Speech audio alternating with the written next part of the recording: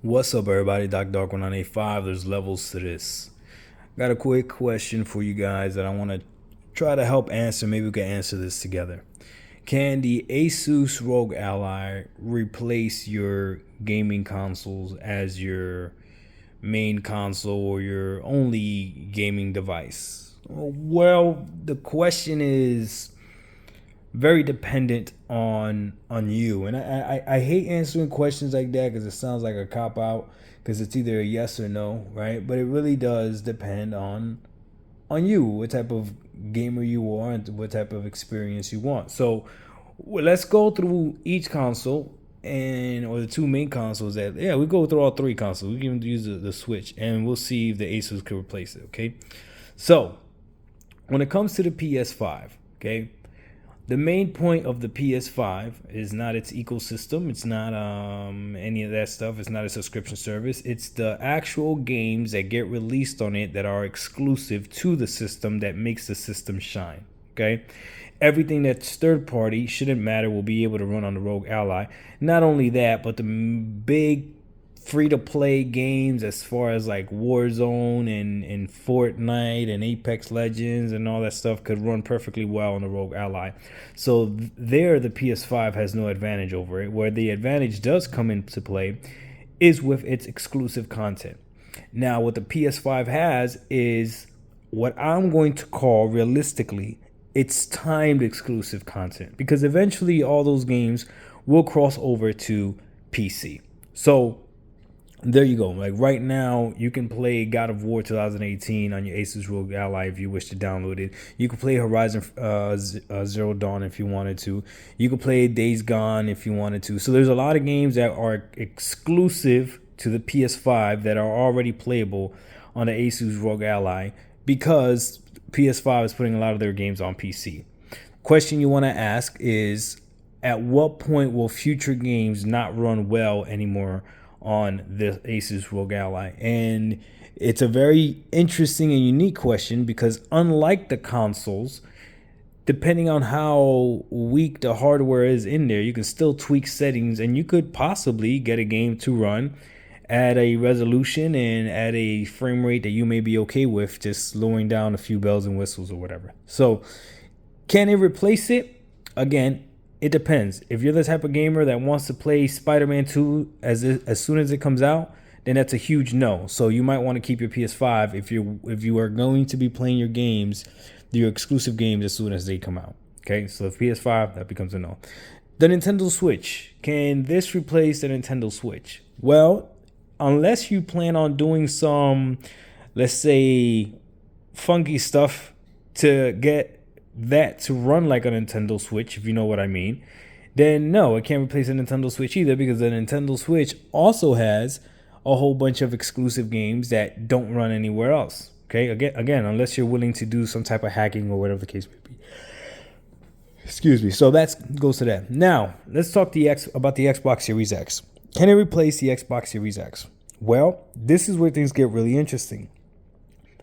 Technically speaking, whatever is coming out for the Xbox Series X can run on the Asus ROG Ally. Not only can it run on the Asus ROG Ally, it can also run through the Asus ROG Ally via the cloud, right? So if you wanted to play xCloud on it, you could also play it that way. So obviously playing the game natively is going to be the best, and most games are probably going to run better on the Xbox Series X, especially in the future as games keep coming out, than they would on the Asus ROG Ally. However, if you're someone that really appreciates frames, then maybe not so. Maybe lowering the graphics and lowering, like I said earlier, a few bells and whistles to get those 60 frames per second, or even the 45 frames per second with a VRR screen, which the Asus ROG Ally has, that might be worth it to you. So it's I would say that the Xbox Series X is probably easier for you to replace the Asus ROG Ally with that than it would be the PS5, and that's just me being honest, or being the PlayStation as well. Now, there's one thing though that the Asus ROG Ally does do that the other two consoles don't do. Okay, the Xbox and the Xbox ecosystem need the Asus ROG Ally, okay, listen to what I'm about to say, okay, to make it a portable experience, or you need a separate handheld or a second device to make it a portable experience, okay? The Asus ROG Ally does not need anything else to make it a portable experience. It is already a portable experience, okay?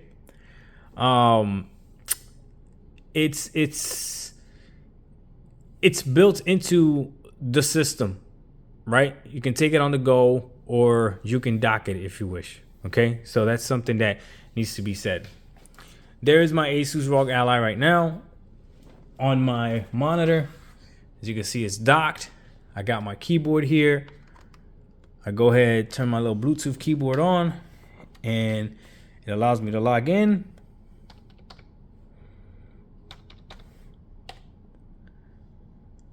And boom, I am in. Now, as soon as I log in, it brings me to Armory Crate. It's just set up that way.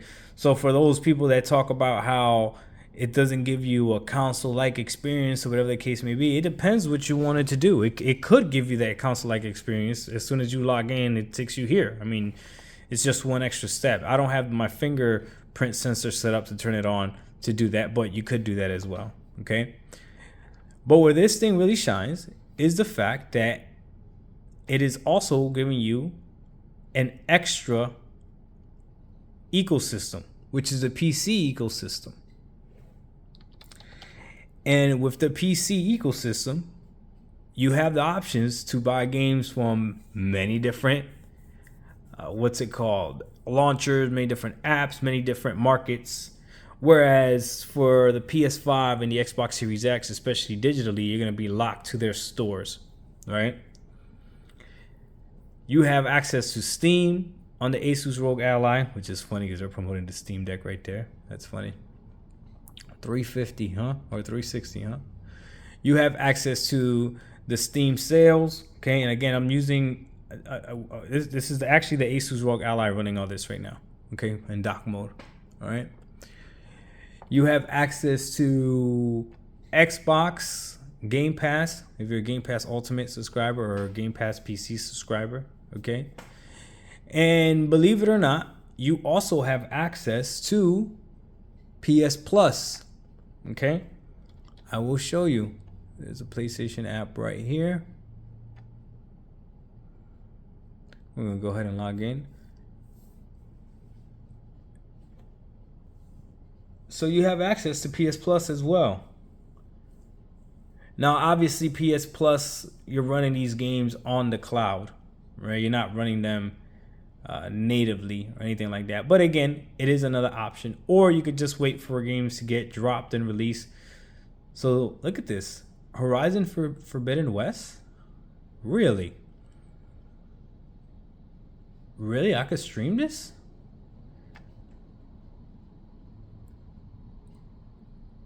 So Horizon Forbidden West is not on PC, right? But it's on the cloud. Now again, this is all gonna depend how this thing runs. Oh, it needs me to connect the controller. Let's go ahead and connect the Xbox controller, which I think is hilarious. We're about to play Horizon Forbidden West with an Xbox controller. Some people are saying blasphemy right now. It doesn't have a touchpad though, so that's gonna be interesting. What do they use the touchpad in this game for? I can't remember. I can't remember what you use it for. It might just be something as simple as a select button. But yes, you can connect the Bluetooth controllers. You can connect your favorite, whatever you want it to be. Save data? There's no save data. Do you want to copy save data from online storage? Of course I do. Thank you, Sony, for allowing that to happen. Yep. Let's go ahead and copy that. Oh, let's go here. We're going to copy all that saved data, and then we'll go ahead and get to playing. I wonder if I could connect a PS5 controller to this. If anybody knows about that, let me know. But can it replace the consoles? It depends. If you got good internet, if you're in a place that has good internet, and you don't mind playing games on the cloud, then unless you have to play the exclusives as soon as they come out, then no, you'll be fine. you'll be fine. But let's see how this runs. This wasn't going to be part of the video, but I didn't even know this was a thing. I'm actually pretty impressed right now that Forbidden West is on here. Guerrilla Games, yes sir, yes sir. And again, this is running on the cloud. I wonder if it'll show me. Hold on, I just want to see if it'll show me the frames per second. I'm just curious. Okay. All right, we got it up. Frames per second right now, it says 59 up there. I don't know if you guys can see it. Let's go to continued game.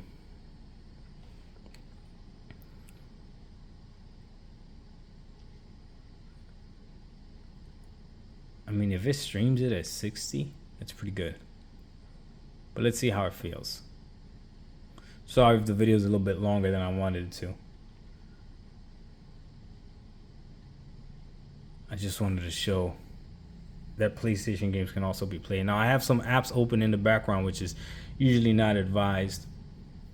The Xbox app is open, the Steam app is open in the background, but that's okay. Let's see what this thing looks like. Well, I don't know if you guys could see this, but I'm looking at this right now, and yeah, this looks pretty good. I mean, you guys probably can't see on the screen, but I think the bloom is too high. Maybe it's too bright. But no, this looks good. I'm playing with one hand because I got the other hand holding on to the phone as I'm recording. So again, if you're okay playing like this, subscribe to PlayStation Plus so you can have access to the cloud. You're gonna be fine. Oh.